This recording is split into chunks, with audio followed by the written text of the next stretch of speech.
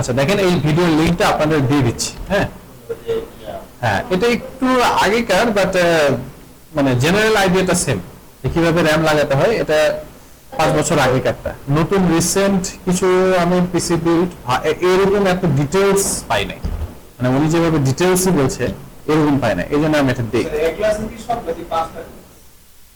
না। এটা এপিসোড 1, এভাবে 5টা 6টা এপিসোড আছে, একটা পর একটা দেখে যায়।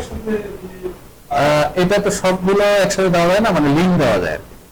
আমি হ্যাঁ প্রথমটা লিঙ্ক তো দিচ্ছি, যে বাকি যে ডান পাশেই থাকবে এপিসোড 2, আবার এপিসোড 2 ক্লিক করলে আবার এপিসোড 3 এখানে আসবে। ঠিক আছে, এভাবে করে একটার পর একটা দেখে যাবে।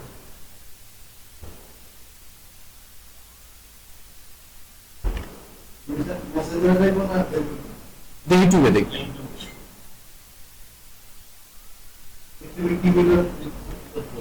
আপনি ওই যে একটা লিঙ্ক দিচ্ছি, ওই লিঙ্কে ক্লিক করলেই শুরু হয়ে যাবে।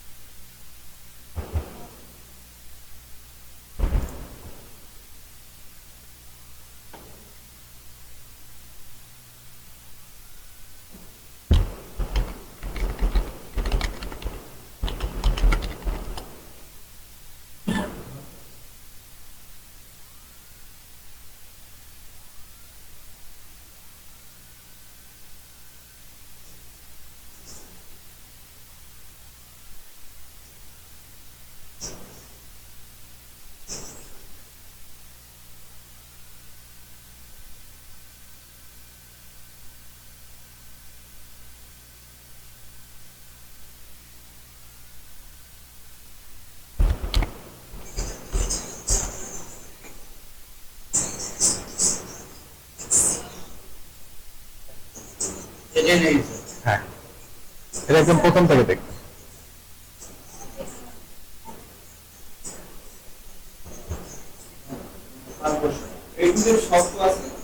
হ্যাঁ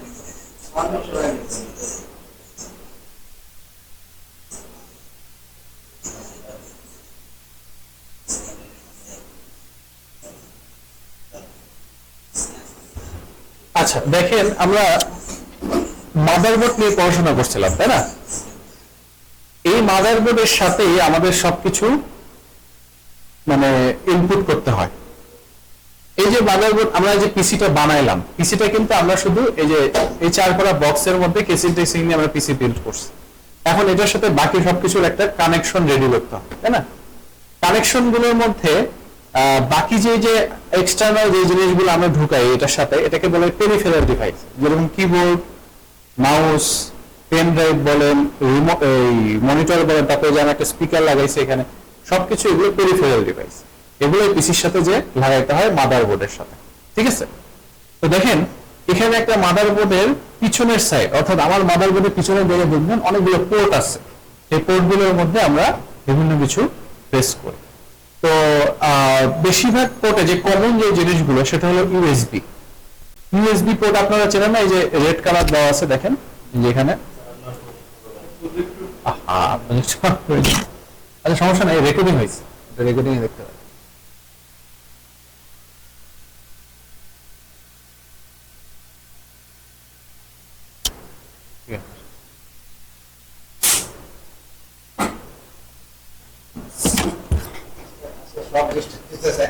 হ্যাঁ, কারেন্ট চলে গেলে একদম শেষ, ডিস্টার্ব হয়।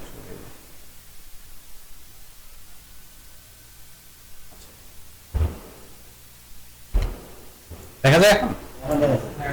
দেখেন এখন এই ছবিতে আমি ছবিটা ডাউনলোড করে লম্বা হবে দেখেন, তাহলে বুঝবেন।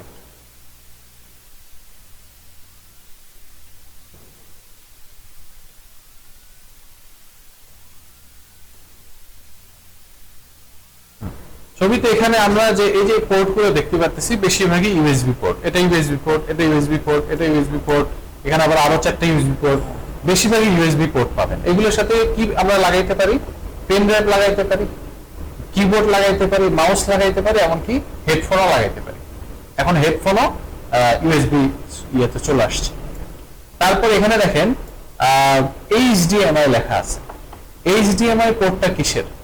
এইচডিএমআই পোর্টটা হলো মনিটরের জন্য।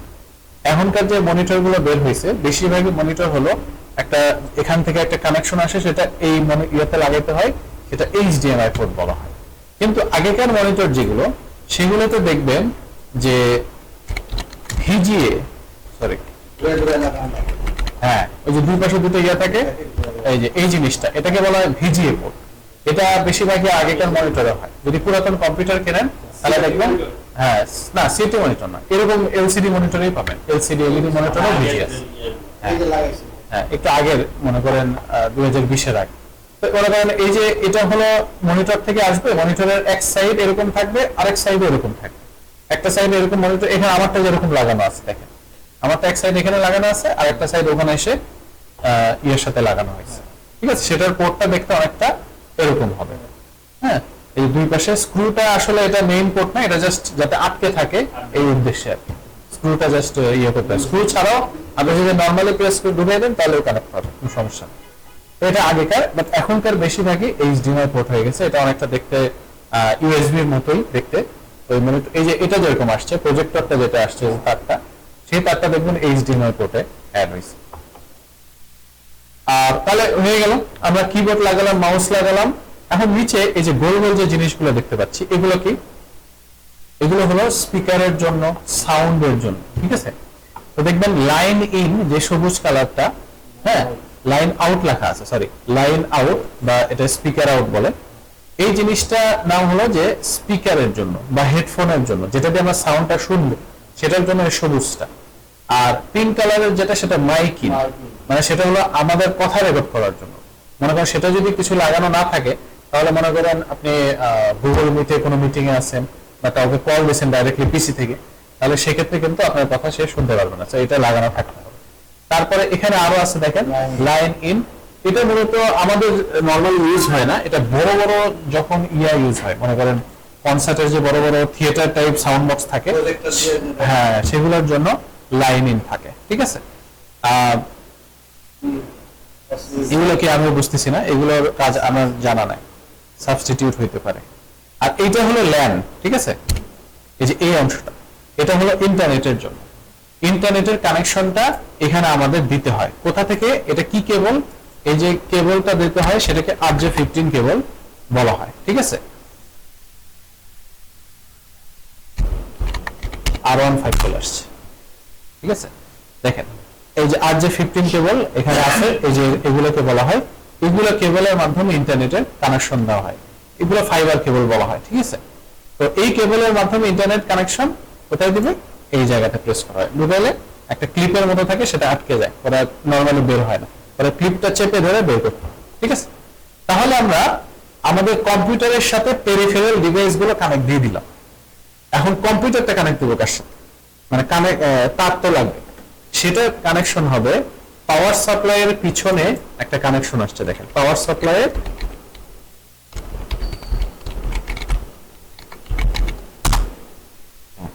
একটা পাওয়ার সাপ্লাই যদি আমি দেখি নরমালি, এই পাওয়ার সাপ্লাইয়ের এই যে এই ছবিটা যদি দেখি, এখানে দেখেন পিছনে এই যে এই জায়গাটা, ঠিক আছে, এই জায়গায় কিন্তু একটা ইয়া দেওয়া আছে। এখানে আমরা দিই মূলত পাওয়ার সাপ্লাই কানেকশন, এখানে একটা পাওয়ার কেবল থাকে।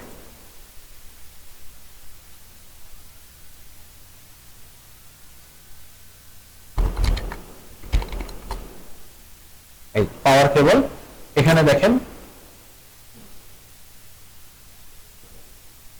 এই যে এখানে যে তিনটা ফুটার মতো দেখতে পাচ্ছেন, সেটা এই যে এখানে ঢুকাইতে হবে। ঠিক আছে, ঢুকাই দিলে পাওয়ার সাপ্লাই কানেকশন পায়।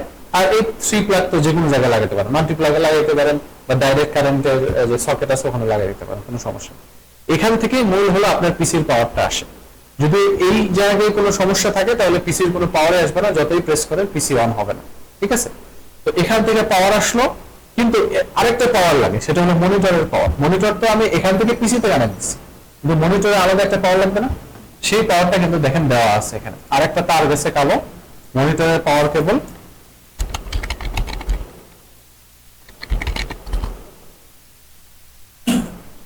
এটা না,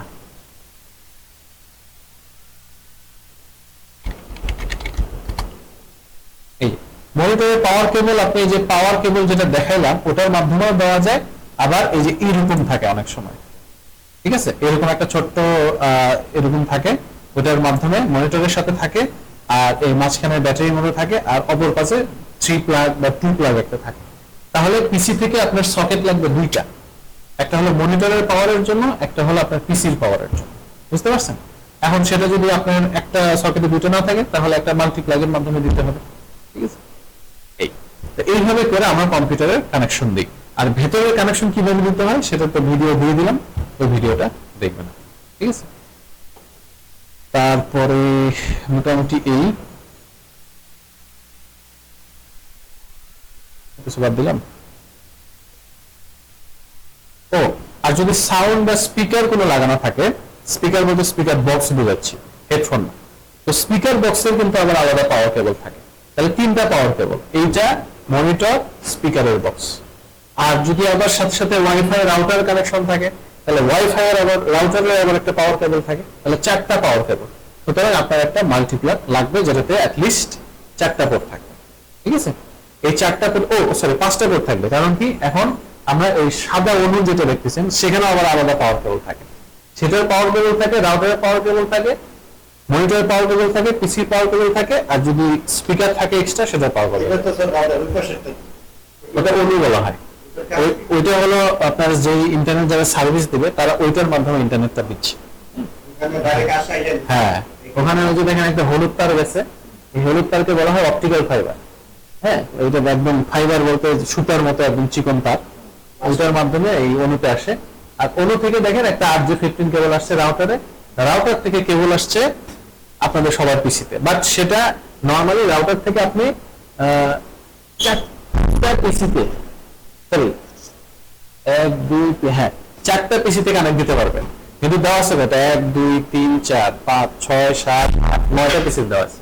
এটার জন্য আমাদের মাঝখানে একটা সুইচ ডিভাইস লাগে, যেটার মাধ্যমে আমরা একটা কানেকশন নিয়ে আসি, দিয়ে সেখান থেকে আবার অনেকগুলো যতগুলো কানেকশন দেওয়া যায়। স্টারলিংক এর যে বাইরে ওয়াইফাই ওইটাই। স্টারলিংকের হলো ওটা ওয়াইফাই না, ওটা হলো আপনার একটা কি বলে স্যাটেলাইট, হ্যাঁ, ডাইরেক্ট স্যাটেলাইট থেকে একটা ইন্টারনেট কানেকশন দিয়ে সব জায়গায় ছড়ায় দেয়, ঠিক আছে? হ্যাঁ, পিসিতে কেবল ছাড়া ইন্টারনেট, হ্যাঁ সম্ভব, যদি ওয়াইফাই অ্যাডাপ্টার থাকে। একটা ওয়াইফাই অ্যাডাপ্টার পাওয়া যায়, এখানেই পাবেন স্টার থেকে।